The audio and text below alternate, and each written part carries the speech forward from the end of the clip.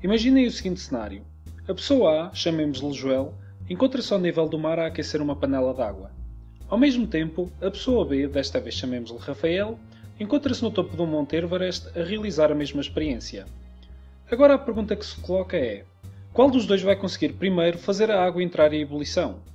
E uma vez neste estado, a temperatura das duas panelas de água serão iguais? Bem, para podermos responder a esta questão, temos primeiro de perceber dois fatores.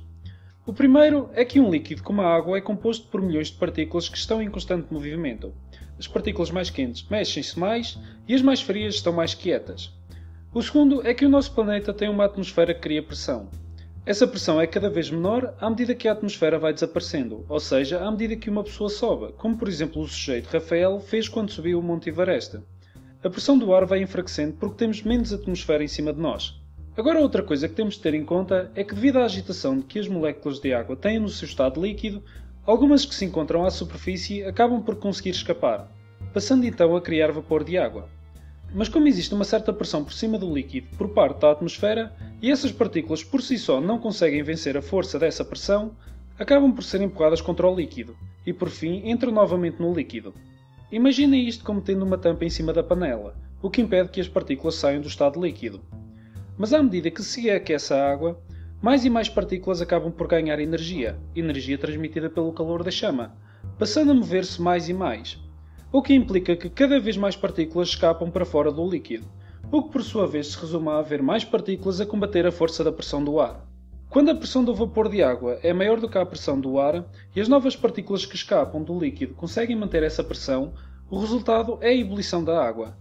Ou seja, essas partículas conseguem empurrar a atmosfera de forma a conseguir escapar da panela, ou do contentor que se encontram.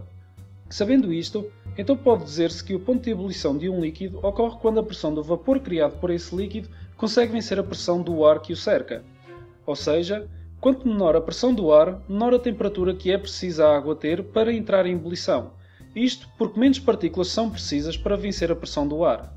Mas isto apenas responde a uma parte da questão, ou seja, apenas explica o porquê da água ferver. Bem, então respondendo à questão inicial e sabendo que o ponto de ebulição depende, entre outros fatores, da pressão do ar e não diretamente da temperatura, e sabendo que a pressão do ar é maior no nível do mar do que no topo do Monte Everest, será fácil chegar à conclusão que o Rafael conseguirá ferver primeiro a água do que o Joel. E uma vez que as duas panelas comecem a ferver, e respondendo à segunda questão, a temperatura da panela do Rafael será menor do que a temperatura da panela do Joel.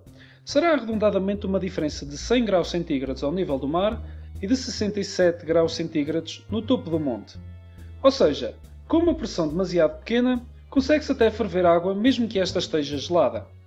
Têm perguntas que gostavam de ver respondidas? Deixem as vossas sugestões nos comentários.